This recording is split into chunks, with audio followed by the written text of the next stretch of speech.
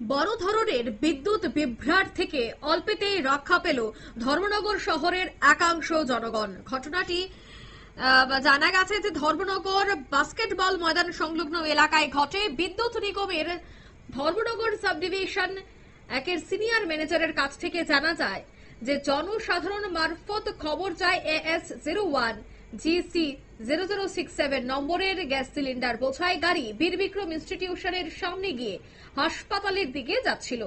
আর সে সময় রাস্তার ওপার থেকে যাওয়ার সময় তাদের মধ্যে সিলিন্ডার বোঝাই গাড়ির উপরের অংশ লেগে যায় এবং সেটা হয়তো চালক না দেখার ফলেই সেই তার নিয়ে সামনের দিকে এগোতে থাকে।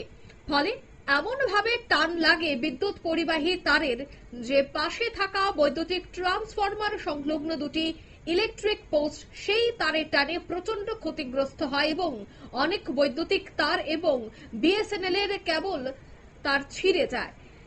পরবর্তীতে সাধারণ জনগণ গাড়িটিকে আটক করে সেই খবর পাওয়ার পর সাথে সাথে বিদ্যুৎ দপ্তরের আধিকারিকরা ছুটে আসেন ঘটনাস্থলে এবং তাদের তৎপরতায় কাজ শুরু করে দেয়। জনগণের যাতে অসুবিধা না হয় সে কথা মাথায় রেখে খুব দ্রুত কাজ সম্পন্ন করার চেষ্টা তারা চালিয়েছে। তবে কি বলছেন সংশ্লিষ্টরা শোনাবো।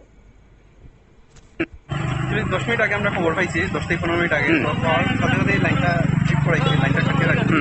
এখানে স্পটে আইসি দেখতেছি এরকম অবস্থা।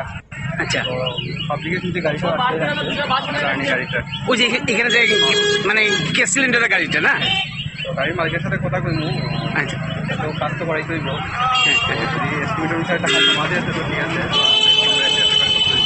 আমরা যাই শিখে আমরা চেষ্টা করতেছি খুব তাড়াতাড়ি যাতে কাজটা সম্পূর্ণ হয়। পাবলিকের তো পাওয়ার দিতে হইব, আশা করি আজকের মধ্যে এটা ব্যবস্থা করা হইব। ঠিক আছে, কাজটা করিয়া পাবলিকে যাতে পাওয়ার দেওয়া যায়। ঠিক আছে স্যার, আপনার পরিচয়টা? আমি সিনিয়র ম্যানেজার ইলেকট্রিক সাবডিভিশন মান ধর্ম। আপনারা শুনলেন তাদের এই বক্তব্য। অর্থাৎ গ্যাস সিলিন্ডার বোঝাই গাড়ি বীর বিক্রম ইনস্টিটিউটের সামনে দিয়ে হাসপাতালের দিকে যাচ্ছিল আর সেই সময় রাস্তার এপার থেকে ওপারে বয়ে যাওয়া তারের মধ্যেই সিলিন্ডার বোঝাই গাড়ির উপরের অংশটি সংস্পর্শে আসে এবং তখনই সেই গাড়িটিতে লেগে বিদ্যুৎ পরিবাহী তারটি কিন্তু গাড়ির সাথে সাথেই ছিঁড়ে যেতে থাকে। ফলে একটা বড় সড়নের দুর্ঘটনা কিন্তু ঘটতে পারত যদি সেখানকার মানুষজনের নজরে এই বিষয়টি না আসতো। তবে এবার পরিস্থিতি যথেষ্ট হাতের নাগালে রয়েছে। বিদ্যুৎ কর্মীরা ঘটনাস্থলে উপস্থিত হয়েছে এবং পরিস্থিতি বর্তমানে স্বাভাবিক।